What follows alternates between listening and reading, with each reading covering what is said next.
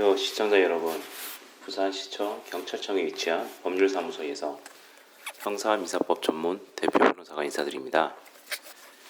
저는 2011년 공인중개사 자격증을 취득하였습니다. 이 자리에서 공인중개사 민법에 대해서 오늘 말씀드릴까 하는데요. 민법은 결코 쉽다고 할 수 없는 과목입니다. 특히 법학 전공이 아니시면 거대한 산과 같은 과목으로 느낄 수 있죠. 이러한 민법에서 득점 비법 어떤 게 있을까요? 이제 민법에서는 더 이상 단편적인 지식은 묻지 않는 경향입니다. 결국 판례가 가장 중요한데 대부분 이제 판례를 묻는 질문들이 출제가 되고 판례 사안을 조금 바꾸어서 만든 사례형이 출제가 됩니다. 사례형은 복잡해 보이지만 결국 해결을 위해서는 판례 결론을 알아야 하는 것이 대부분입니다. 민법은 양을 늘리고자 하면 끝도 없이 늘어나는 과목이죠.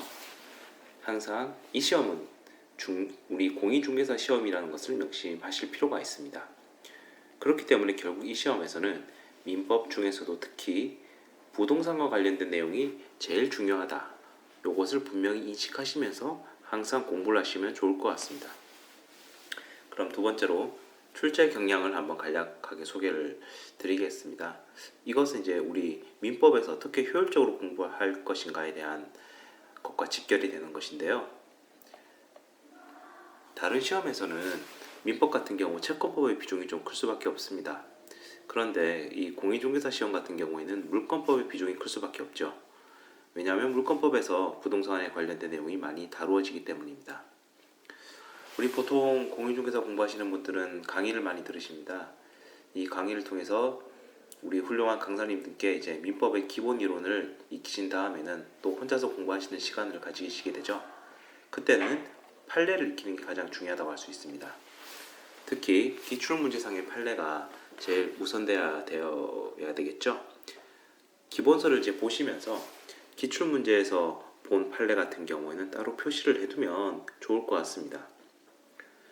이 작업이 좀 어느 정도 완료가 되면 그리고 이제 어느 정도 여러분께서 기출문제 판례가 익숙해진다 생각이 드시면 기본서를 다시 한번 읽으시면서 기출의 판례도 한번 숙독하는 작업을 하시면 좋겠죠.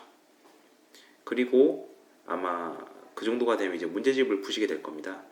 문제집을 풀면서 이제 새로운 판례가 나오면 만약 기본서가 없는 새로운 판례가 나오면 최소한 판례 요지하고 결론 정도라도 해당 부분의 기본서에 연필 등으로 간단히 메모를 해두시면 좋을 것 같습니다. 자, 문제집을 푸시면서 사례 문제를 또 보시게 되겠죠. 그때 너무 어려운 문제 같은 경우에는 사실 틀리셔도 됩니다. 그것까지 안 맞추셔도 합격을 하실 수가 있습니다. 그렇죠? 특히 그 어려운 사례가 부동산과 관련된 사례가 아니라고 하면 너무 시간을 투자하지 않으셔도 될 것 같습니다.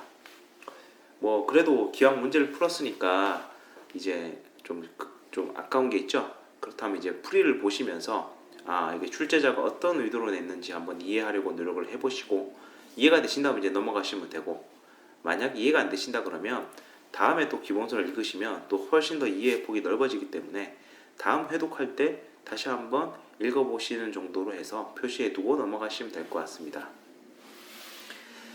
자, 그리고 이제 우리 문제집 또는 이제 시험지 같은 경우에 기본서에 없는 부분들을 따로 형광펜으로 표시해서 이제 정리해 두시면 좋을 것 같습니다. 그 중에 이제 만약에 간단하게 판례 요지하고 결론 정도를 기본서에 메모하실 수 있다 그러면 그렇게 옮겨 두시면 좋을 것 같고요. 너무 양이 많기 때문에 옮기기가 힘들다고 생각이 되시는 부분들은 형광펜으로 이렇게 네모 같은 거 표시해 가지고 해 두시면 좋겠죠. 그래서 나중에는 최종적으로 이제 일주일 정도 전에 이제 시험을 위해 정리를 하실 때는 기본서하고 문제집의 해당 부분을 딱 보시면 좋을 것 같습니다.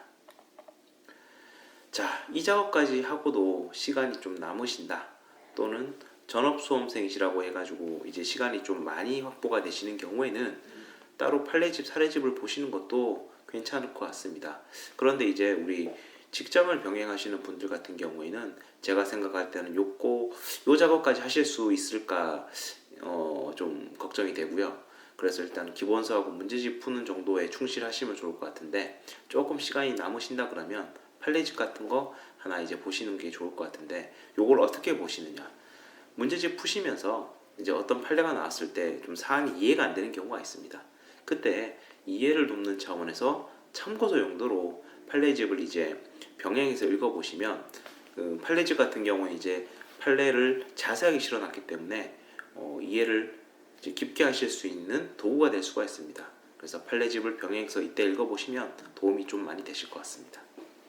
자, 지금까지 이 공인중개사 민법, 출제 경향, 또 어떻게 효율적으로 공부하실 것인가에 대해서 말씀을 드렸습니다. 다음 시간에는 한번 공인중개사 시험 공부에 도움이 되실 만한 중요한 판례들을 소개해 보려 합니다. 감사합니다.